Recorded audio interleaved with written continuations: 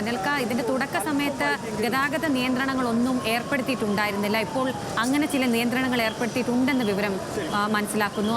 ഏതൊക്കെ തരത്തിലുള്ള നിയന്ത്രണങ്ങളാണ് ഏർപ്പെടുത്തിയിട്ടുള്ളത്? ഈ തീ കത്തിയ ഭാഗത്ത് മാത്രമാണോ നിയന്ത്രണമുള്ളത്?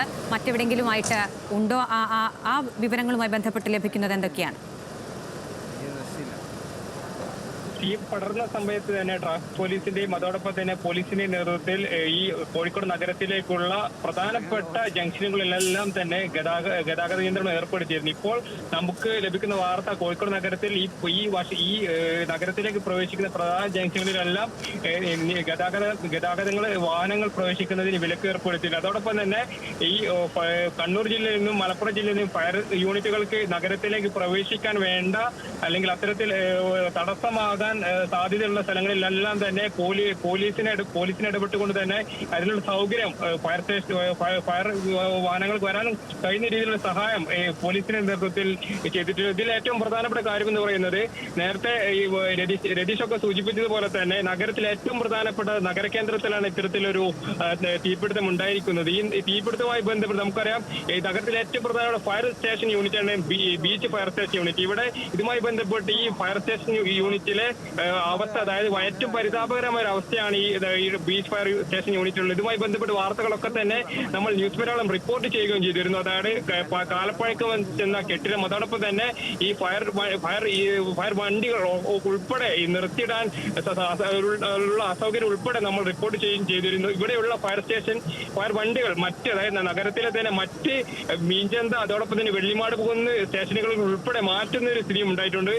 ഈ തീ പടർന്ന് 2 മണിക്കൂർ പിന്നിട്ടിട്ട് പോലും തീ അണക്കാൻ കഴിയാത്തത് വലിയ രീതിയിൽ ആശങ്ക ഈ പൊതുവായി ബന്ധപ്പെട്ട് ജനങ്ങളിൽ ഉണ്ടാക്കിയിട്ടുണ്ട്. ഈ മൊഫീസിൽ ബസ് സ്റ്റാൻഡിന് സമീപം തന്നെ നിരവധി ഷോപ്പുകളിൽ ഈ ബക്രീദാണ് വരാൻ പോകുന്നത്. അതോടൊപ്പം തന്നെ സ്കൂൾ വിപണി സജീവമാണ്. അത്തരത്തിൽ വലിയ രീതിയിൽ സ്റ്റോക്കുകൾ സമീപത്തെ കടകളിലൊക്കെ തന്നെ ഉണ്ട്. ഈ പോളിസ്റ്റർ ഉൽപ്പന്നങ്ങൾ ഉൾപ്പെടെ ഈ ഷോപ്പുകളിലുണ്ട്. അപ്പൊ ആ ഘട്ടത്തിൽ തന്നെ മുമ്പ് ഈ കോഴിക്കോട് നഗരത്തിൽ തന്നെ വലിയൊരു മിഠായിത്തെരുവിലും അതോടൊപ്പം തന്നെ കോഴിക്കോട് നഗരത്തിന്റെ പല ഭാഗങ്ങളിലും ഈ തീപിടുത്തങ്ങൾ ഉണ്ടായിരുന്നു. ആ ഘട്ടത്തിൽ തന്നെ കോർപ്പറേഷൻ തന്നെ പറഞ്ഞിട്ടുണ്ട് ഇത്തരത്തിൽ തീ നിയന്ത്രണ വിധേയമാക്കൽ, തീ പടർന്നു കഴിഞ്ഞാൽ അതിന് സ്വീകരിക്കേണ്ട സുരക്ഷാ മാനദണ്ഡങ്ങൾ അല്ലെങ്കിൽ അത് പാലിച്ചുകൊണ്ടായിരിക്കണം പുതിയ രീതിയിലുള്ള കെട്ടിട നിർമ്മാണം. അതോടൊപ്പം തന്നെ പഴയ രീതിയിലുള്ള കെട്ടിട നിർമ്മാണം അത്തരത്തിലുണ്ടെങ്കിൽ പോലും ഈ സുരക്ഷാ മാനദണ്ഡങ്ങൾ പൂർത്തിയാക്കണമെന്ന് കോർപ്പറേഷന്റെ ഭാഗത്ത് നിന്ന് അത്തരത്തിലൊക്കെ തന്നെ മുന്നറിയിപ്പുകൾ ഉണ്ടായിരുന്നു. ഇതുമായി ബന്ധപ്പെട്ട് വലിയ രീതിയിലുള്ള ആശങ്ക ജനങ്ങളുടെ ഭാഗത്ത് നിന്നുണ്ട്. നഗരത്തിലെ ഏറ്റവും പ്രധാനപ്പെട്ട ജംഗ്ഷനാണ്, തിരക്കേറിയ ജംഗ്ഷനാണ്. അതായത് കോഴിക്കോട് മെഡിക്കൽ കോളേജ് ഭാഗത്തേക്കും അതോടൊപ്പം തന്നെ കണ്ണൂർ ജില്ലയുടെയും മലപ്പുറം ജില്ലയിലൊക്കെ തന്നെ കാറുകളടക്കം പോകുന്ന ഒരു പ്രധാനപ്പെട്ട ജംഗ്ഷൻ സംഗമിക്കുന്ന സ്ഥലത്താണ് ഇത്തരത്തിൽ ഈ വലിയൊരു ഷോപ്പിന്, അതായത് ഈ അടുത്ത് നവീകരിച്ചിട്ടുള്ള ടെക്സ്റ്റൈൽ ഷോപ്പിൽ തീപിടുത്തം ഉണ്ടായിട്ടുള്ളത്. ഈ ഷോപ്പിലെ 2 നിലയിലെ വസ്ത്രങ്ങൾ പൂർണ്ണമായി കത്തി നശിച്ചിട്ടുള്ള വിവരമാണ് ഇപ്പോൾ നമുക്ക് ലഭിക്കുന്നത്. ഇപ്പോഴും ഈ അഗ്നിശമന അംഗങ്ങൾ ഇത്തരത്തിൽ ഉള്ളിലേക്ക് പ്രവേശിക്കാൻ കഴിയാത്തൊരു സ്ഥിതിയുണ്ട്. ആ ഉള്ളിൽ ഭാഗത്ത് ഗോഡൌണിന്റെ ഭാഗത്തൊക്കെ തന്നെ വലിയ രീതിയിൽ ഇപ്പോഴും ഈ തീ ആളിക്കത്തിക്കൊണ്ടിരിക്കുകയാണ്. അതായത് ഈ മെഡിക്കൽ കോളേജ് ഭാഗത്ത് നിന്ന് വരുന്ന ഭാഗത്തേക്കും അതോടൊപ്പം തന്നെ മൊഫീസിൽ ബസ് സ്റ്റാൻഡിന്റെ ഭാഗത്ത് നിന്നും ഈ കോഴിക്കോട്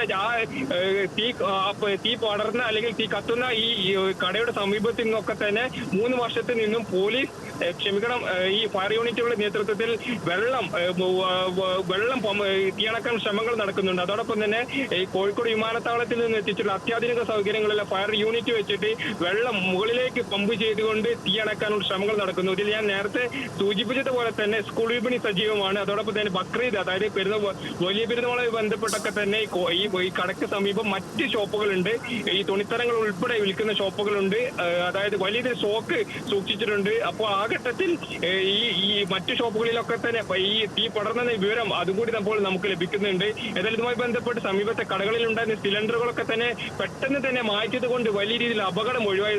അത്തരത്തിൽ ഈ സിലിണ്ടറുകൾ മാറ്റിയിട്ടില്ലായിരുന്നെങ്കിൽ തന്നെ വലിയ രീതിയിൽ അപകടം, അതായത് ഇതിന്റെ വ്യാപ്തി കൂടും. അതോടൊപ്പം തന്നെ ഇതിലേറ്റവും ശ്രദ്ധിക്കേണ്ട കാര്യം, ഇതുമായി ബന്ധപ്പെട്ട് ഈ കോർപ്പറേഷന്റെ ഭാഗത്ത് നിന്ന് അല്ലെങ്കിൽ ഭരണകൂട സംവിധാനങ്ങളുടെ ഭാഗത്ത് നിന്നും വലിയ പരിശോധന, അതായത് ഇത്തരത്തിൽ തീ പടർന്നു കഴിഞ്ഞാൽ അതിന് സ്വീകരിക്കേണ്ട മാനദണ്ഡങ്ങൾ സംബന്ധിച്ച് അല്ലെങ്കിൽ ഇത്തരത്തിൽ സുരക്ഷാ ക്രമീകരണങ്ങൾ ഈ കടകളിൽ ഉൾപ്പെടെ നടന്നിട്ടുണ്ടോ എന്നുള്ള കാര്യം ഭരണകൂടത്തിന്റെ ഭാഗത്ത് നിന്നും ഉണ്ടാകേണ്ടതാണ് എന്നൊരു ആവശ്യകതയാണ് ഈ ഒരു സംഭവം നമുക്ക് മനസ്സിലാക്കി തരുന്നത്. അതിനുള്ള നടപടികൾ സ്വീകരിക്കേണ്ടത് കോർപ്പറേഷനാണ്. ഇത് കോർപ്പറേഷൻ പരിധിയിലാണ്. അത്തരത്തിൽ കോർപ്പറേഷൻ ഒരു ജനങ്ങളുടെ സുരക്ഷയും ഉറപ്പുവരുത്തേണ്ടതുണ്ട്. ജനങ്ങളുടെ സുരക്ഷയുമായി ബന്ധപ്പെട്ട ഒരു കാര്യം കൂടിയാണ് ഇതെന്നാണ് അഖില നമുക്ക് മനസ്സിലാക്കാൻ കഴിയുന്നത്. കൂടാതെ ഈ തീയണക്കാൻ ഈ കണ്ണൂരിൽ നിന്നും മലപ്പുറത്ത് നിന്നും കൂടുതൽ ഫയർ യൂണിറ്റുകൾ കോഴിക്കോട് നഗരത്തിലേക്ക് വന്നുകൊണ്ടിരിക്കുന്നതാണ് ഇവരാണ് ഇപ്പോൾ നമ്മൾ ലഭിക്കുന്നത്. അവർക്ക് വരാൻ ആവശ്യമായ സഹായം പോലീസിന്റെ ഭാഗത്ത് നിന്നുണ്ട്. അതോ ഈ NH ഉൾപ്പെടെ ഈ ദേശീയപാതയിൽ ഉൾപ്പെടെ അതിനുള്ള ക്രമീകരണങ്ങൾ പോലീസിന്റെ ഭാഗത്ത് നിന്ന് ഉണ്ടായിട്ടുണ്ട്. മലപ്പുറം ഫയർ സ്റ്റേഷനിൽ നിന്ന് 2 യൂണിറ്റും അതോടൊപ്പം തന്നെ കണ്ണൂരിൽ നിന്നും വടകരയിൽ നിന്നും കൊയിലാണ്ടിയിൽ നിന്നൊക്കെ തന്നെ ഈ ഫയർ യൂണിറ്റുകൾ കോഴിക്കോട് നഗരത്തിലേക്ക് ഈ തീ പിടിച്ച സ്ഥലത്തേക്ക് എത്തുന്നുണ്ട്. അതോടൊപ്പം തന്നെ ഞാൻ നേരത്തെ സൂചിപ്പിച്ചതുപോലെ തന്നെ ഇപ്പോഴും ഗോഡൌണിന്റെ ഉള്ളിലേക്ക് ഈ സേനാംഗങ്ങൾക്കുള്ളിലേക്ക് പ്രവേശിക്കാൻ കഴിഞ്ഞിട്ടില്ല. 3 വർഷത്തിൽ നിന്നും അത്തരത്തിൽ വെള്ളം ഉപയോഗിച്ച് തീയണാക്കാനുള്ള ശ്രമങ്ങൾ ഭാഗത്ത് നടക്കുന്നുണ്ട്.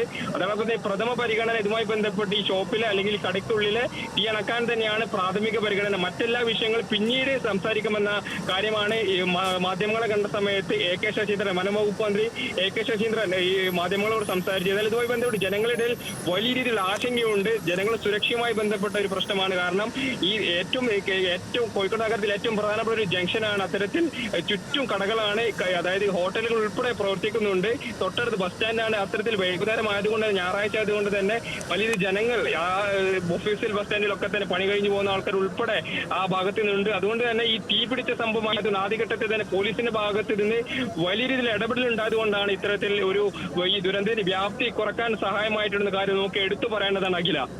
ശരി, അനൽക്ക, വ്യക്തമാണ്. തീ അണയ്ക്കാനുള്ള ശ്രമം തുടർന്നുകൊണ്ടിരിക്കുകയാണ്.